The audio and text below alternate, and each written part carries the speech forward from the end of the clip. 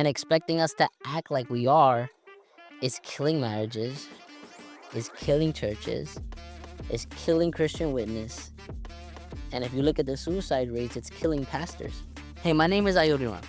I am a Christian who is a husband, who is a father, who serves in the local church as a pastor.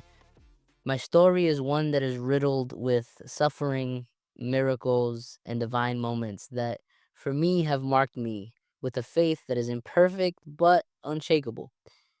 The experiences I've had as a Christian have anchored me, and much more so as I've been able to learn more about the Bible's context and God's character.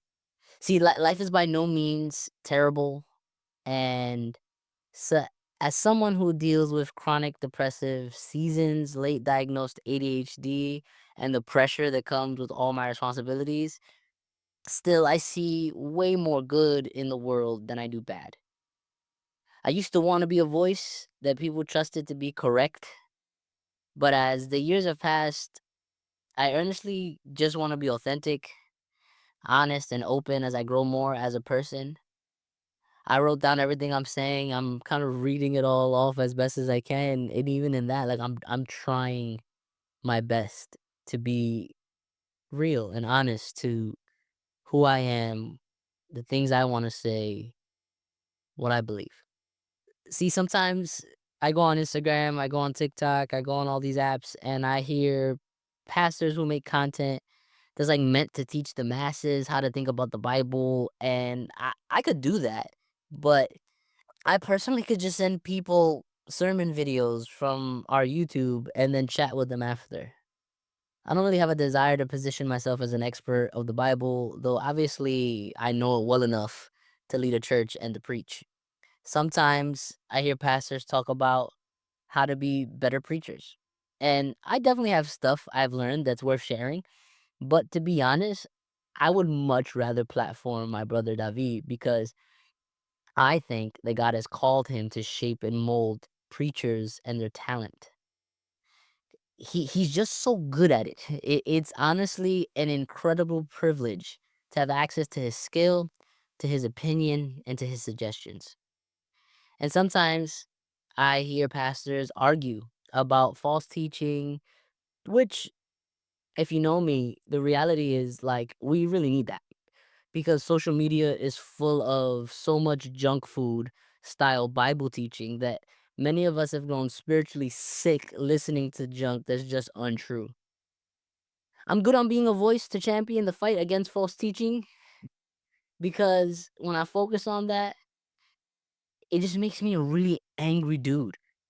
And that anger spills over into my relationships and in my leadership. And the reality is, I love my wife, I love my children, and I love my church too much to let myself become a theological grouch pointing to failure when honestly I can point to hope.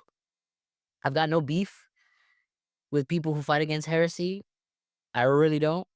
I follow their pages because honestly, I'm very grateful that they're doing it. I'm just not built to hold all that negativity well. It's something I've had to learn the hard way. But something I feel like I hear when I speak to pastors, like in real life, but I don't hear it online, is the fact that being a Christian who's a pastor is weirdly really tough. It's tough to have friends, it's tough to make friends outside of the faith, and it's super hard to trust other Christians because people kind of lock you into these unset expectations, even when you're like casually playing a game of basketball or like Call of Duty, anything like that, doing regular things that you a person would do.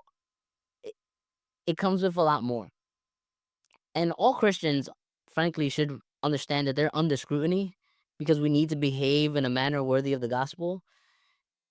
But pastors know that for us even more because we're responsible for people. But that doesn't mean that it's not overwhelming. The thing is that I always thought since coming to church that I was really bad at being Christian. Then I got better at behaving, but my actions changed and my ideas were still largely dismissed in a lot of spaces. I'd often have to find a way to attach myself to a more credible voice just to get people to genuinely consider what I said. Either I sounded too hood, I didn't sound educated enough, whatever the case may be, but I needed somebody else to like co-sign if anybody was gonna hear what I had to say. And then the reality is, I did things that caused my own scenarios in some instances where as a young Christian, I made a lot of bad impressions. And even before I was a Christian, I wasn't acting too good. And though people change, the reality is that stuff like that follows you. And regardless of Christians hearing preaching on grace and redemption, you'll find that people in church really don't enjoy forgetting or giving fresh chances to people, especially not leaders. So when I became a pastor, honestly, I thought that finally this thing is going to change. And in some ways it did. Like people in my church trust me. I'm able to be a help. I teach people and I walk with them and I'm not perfect at it, but I do what I can. The thing is though, I just still feel really out of place. And I always have. In my own family of origin, I was called a mistake for many years. Then family would refer to me as a rebellious kid if I had different opinions or ideas. I was disrespectful. I mean, you go through those stages, but I also wasn't heard and I was dismissed. And then as you get older and you go through different things, parents have a divorce, you're going through different pains. I was starting to be referred to as too loud or too angry. Then when my mom passed away, the reality was people would say, sorry for your loss. But after being around me, the sentiment was that I was too hurt. I was too sad. And as time passed, it became, man, the mourning is lasting too long.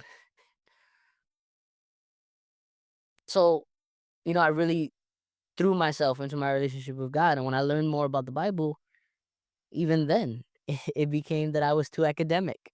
If I thought I knew the answers to things, I was too arrogant. I went to church in Pentecostal spaces, non-denominational spaces, and so, like, I learned to sing to God with a lot of passion, and still sometimes when I sing songs or when I'm preaching on some topics, I can be seen as too emotional. I have to be mindful of it. Even at home with my wife and my children, sometimes I'm either too intense or I'm too silly. Either people think I'm working too much or perhaps I'm working too little. And if I'm real, I'm 31. I lost my mom. Um, Positive relationship with my father at the moment, but he lives real far away. It's not a close one. Not an incredibly tight one with any biological relatives in any way. Good relationships, people who love me, but I thought that by now I would feel like I would be just enough for someone or someplace. Not too much, but just enough. That I'd be just the right fit.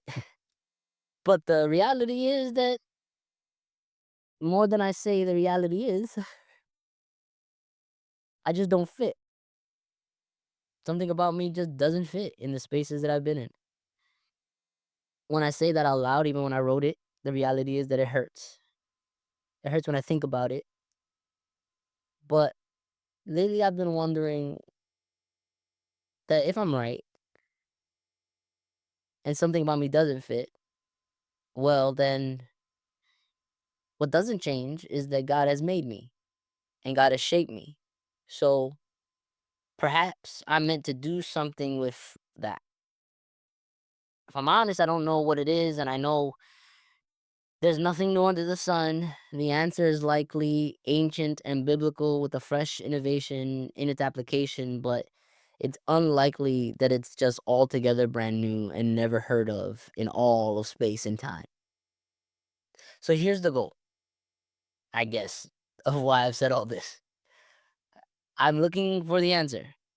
I'm looking to showcase that pastors are people who are figuring out a lot and dealing with a lot, and that we're not less effective because we're human. And expecting us to act like we are is killing marriages, is killing churches, is killing Christian witness. And if you look at the suicide rates, it's killing pastors. Maybe, since you're listening, if you join me as I look to work out this problem and try to figure out what it is, maybe you'll find answers to the parts of you that you hide because people have told you those parts don't fit. People have made you believe that they're too much. And let me be real, as we go through this journey, we'll probably find out that maturity is necessary in some of those areas. But I think that we'll also find some areas where maybe it wasn't us and people were just being impatient and they couldn't see what God sees in you, or what God sees in me. The reality is that being sad about it hasn't helped me. Being quiet about it was starting to kill me. And so speaking does nothing really other than expressing it, getting it out there, and figuring it out. But it doesn't make me afraid because regardless of what someone on the other side of this video thinks about dishonesty, I know that God loves me and He's working in me, and that that's normal even for pastors. If what I've talked about has interested you, if you're like, man, I'm into this, I want to know where this goes, um, join me as I try to figure out why I just feel out of place, even in the places I know God has placed me. Maybe, just maybe, we'll learn something together, or maybe the journey will just be nice to go on regardless if we find an answer. I'm just a guy. I'm just a guy who loves Jesus, who's trying not to let lies, depression, and expectations kill me. And I'm a guy with kids that I love. And kids, if you ever watch this video when you're older or you listen to the podcast when you're older, just know that in these days and every day after, I love you with everything. And I hope that Daddy can help you navigate these feelings if you ever feel them. But while you're little, this is what Daddy was doing. He was serving at the church. He was doing his best to love Mommy, doing his best to love you, and he was doing his best to do the work that he needs to do so that he could do his best for you. I've called this podcast There's Nothing New Under the Sun, so I think the reality is that we've got to go find some answers. So come with me.